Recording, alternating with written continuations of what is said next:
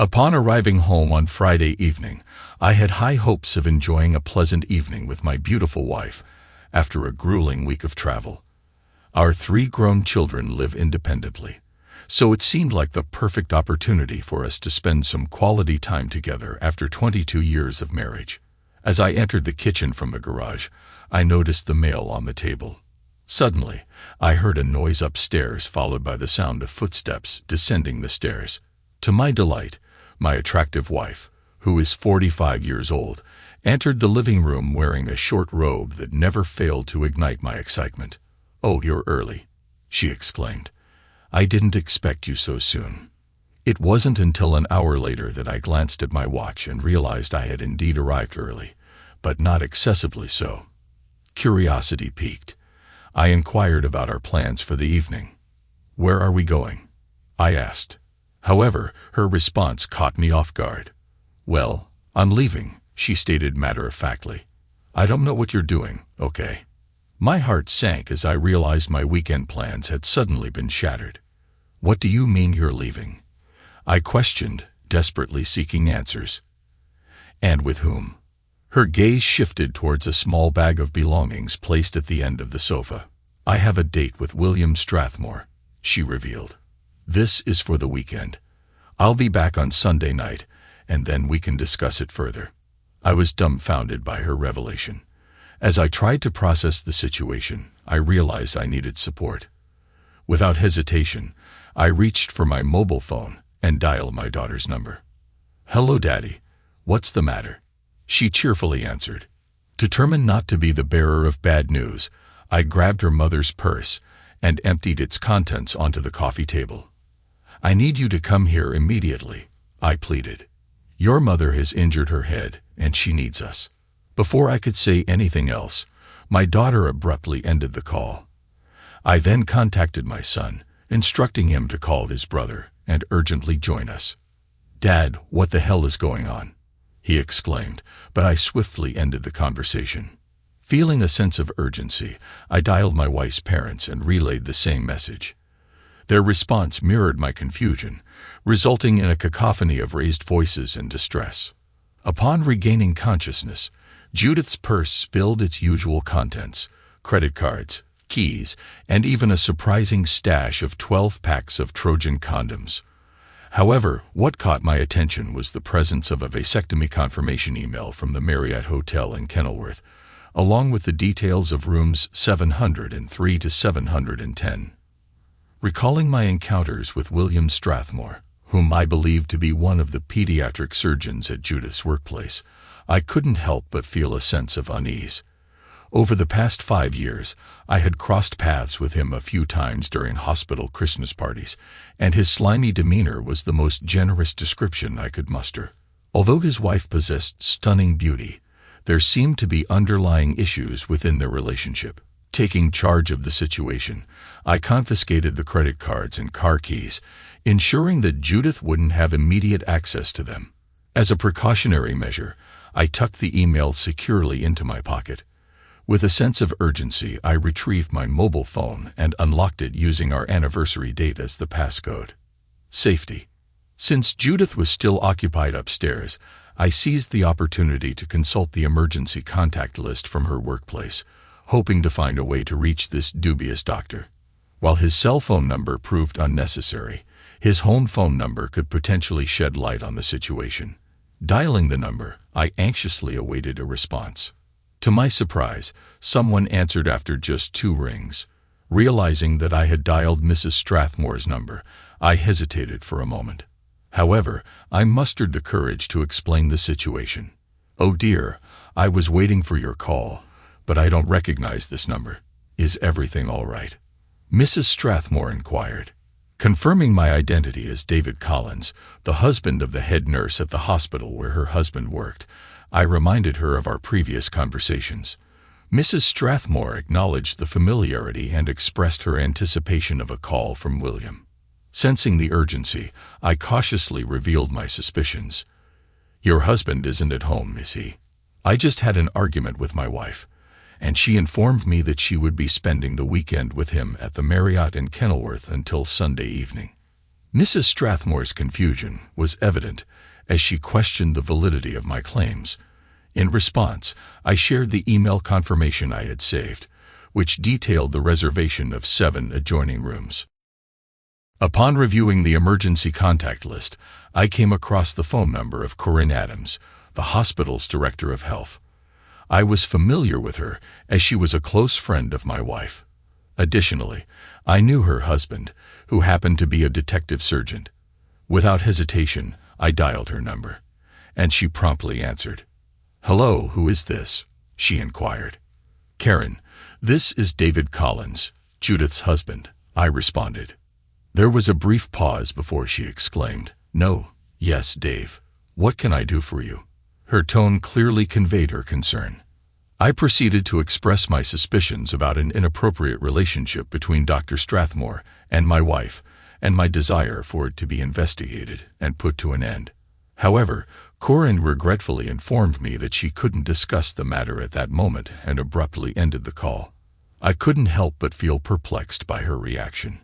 Shortly after, Judith's cell phone began to ring. With a sense of unease, I answered the call on the 3rd ring. Before I could utter a word, the caller, without any hesitation, started speaking. "Judith, he knows everything. What did you tell him?" The tone of their voice indicated frustration. I responded, "Not everything, Karen, but I have gradually discovered some troubling details."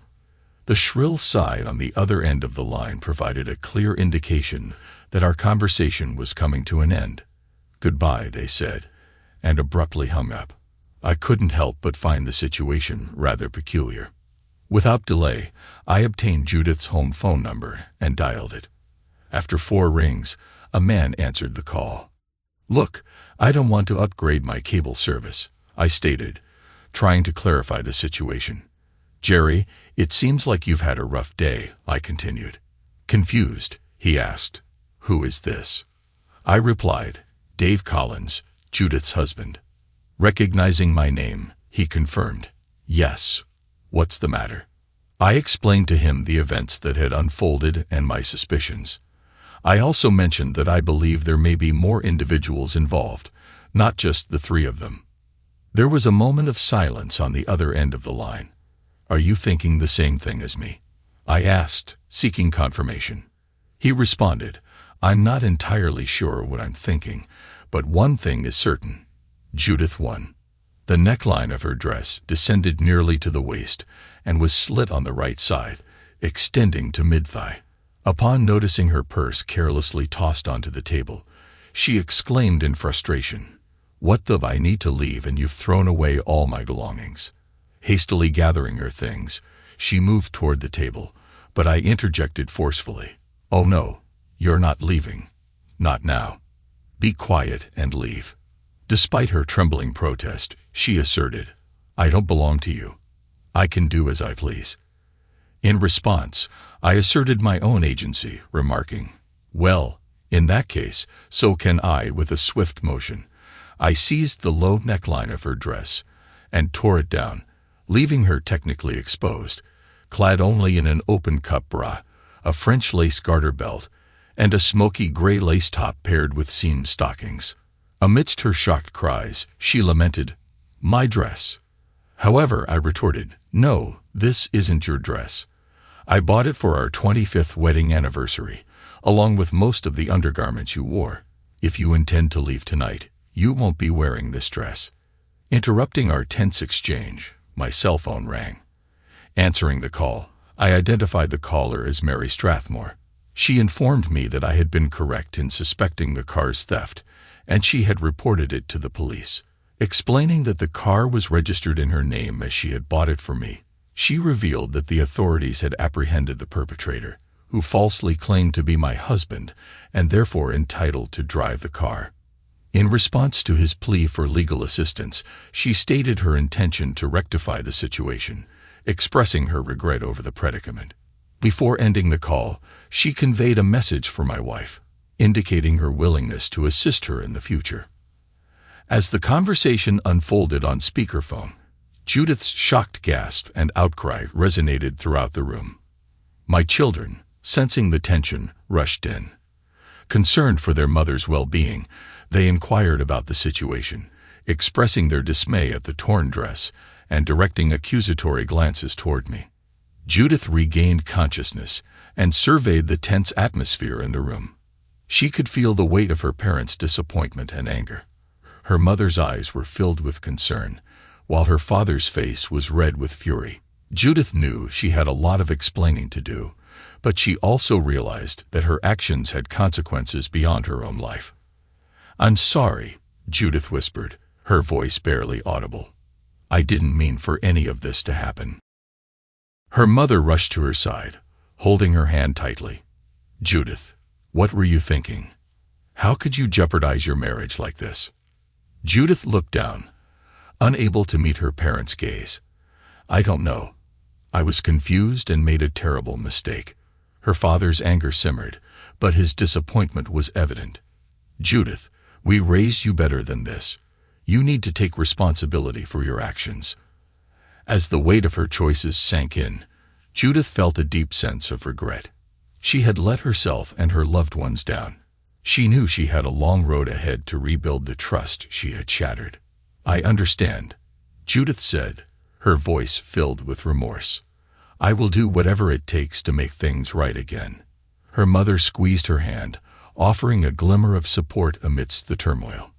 "We love you, Judith, but you need to learn from this and make amends. It won't be easy, but we'll be here for you." Judith nodded, tears streaming down her face.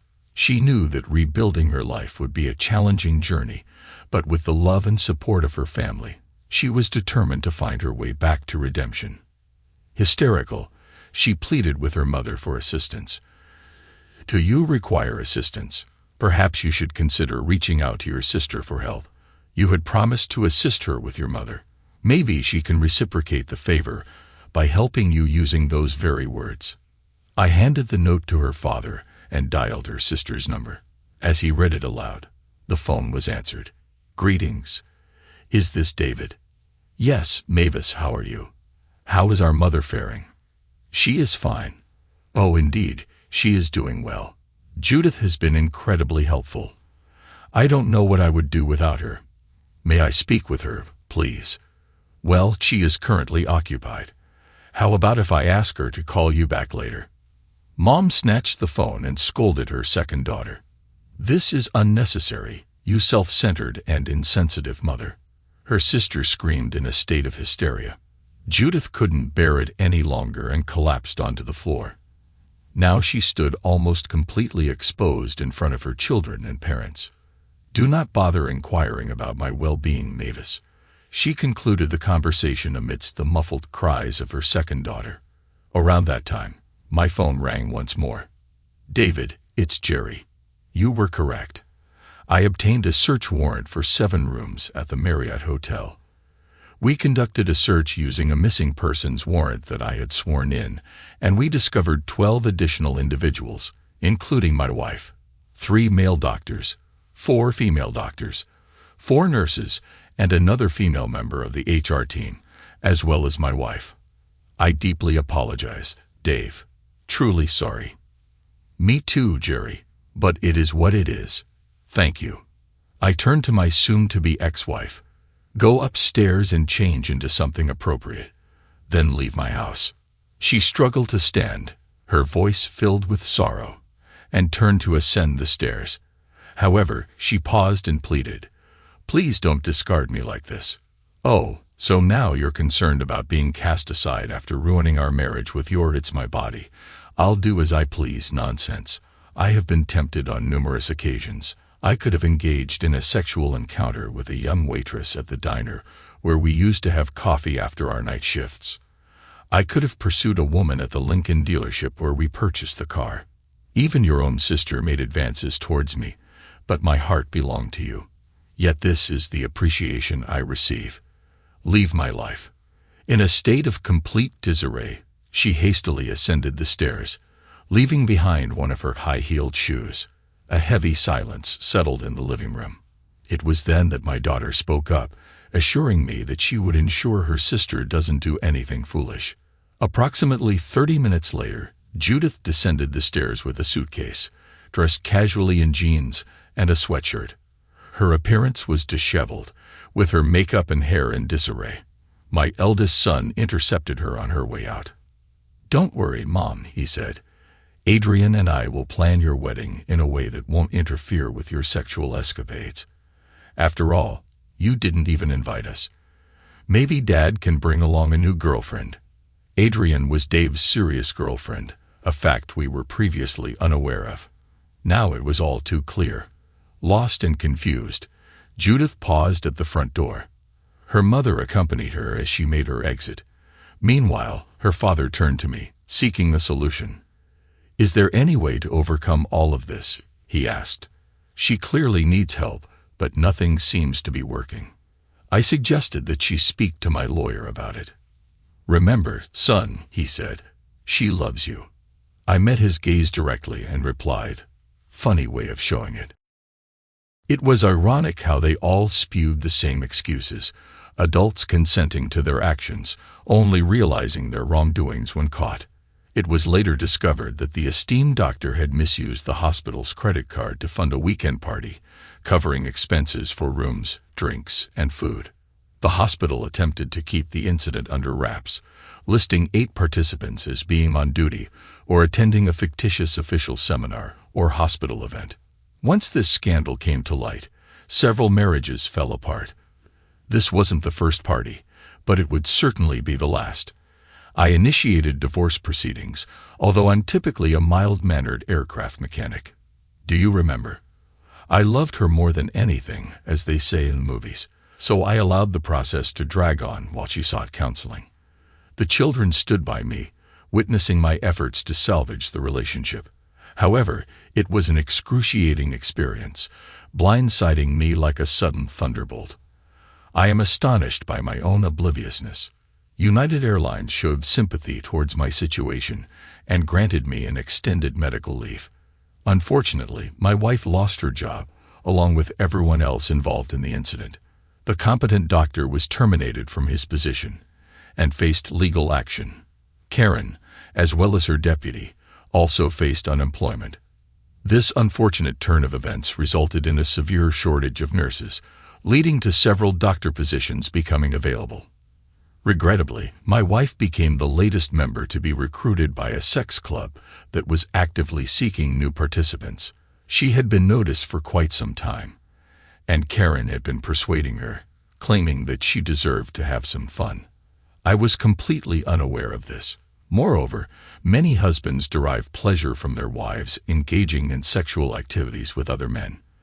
It took 6 months, but eventually, they convinced her. It took more than a year, but I loved my wife dearly and couldn't imagine my life without her. I constantly questioned whether it would be better to have her in my life or not. I monitored her closely, bombarding her with inquiries about the state of our relationship. She reported to me, and I listened attentively. This behavior began to drive her insane. However, after considering the advice of her therapist, her parents, and our children, she realized that I was putting in an incredible effort and that she loved me. I truly believed her. I decided to take legal action against the hospital and Dr. Strathmore. I had to wait in line behind his wife's divorce case, but I was ahead of the other victims. Together, we sought justice. The hospital faced unfortunate consequences. My children and I reached a settlement out of court, receiving a substantial sum of money, which remains confidential. The remaining plaintiffs were awarded a significant amount in sealed settlements. Unfortunately, my daughter-in-law faced rejection from society. I am unsure if her parents have spoken to her yet. Am I fortunate with the outcome? Am I satisfied with how everything unfolded? Perhaps it was due to the perfect timing of my mental clarity and the unwavering support from my children and friends. I never believed that I took my marriage for granted, but perhaps I did. It took over a year, but we have managed to rebuild our relationship, and our intimate life has become incredibly satisfying. Sometimes she weeps in the aftermath of intimacy and expresses remorse for the pain she has caused. However, there has been gradual improvement, and as I mentioned before, I deeply love her. Please do not mistake my affection for weakness. Approximately 8 months after that tumultuous period, I enthusiastically bid farewell to the doctor as he exited the gym. I administered a severe beating, resulting in 3 broken fingers and a crushed testicle. His once attractive appearance is now a thing of the past. Fortunately, I had the fortune of being accompanied by a police officer at that moment. Life moves forward. I understand that my actions may be considered distasteful and cruel, but one should never provoke my wife.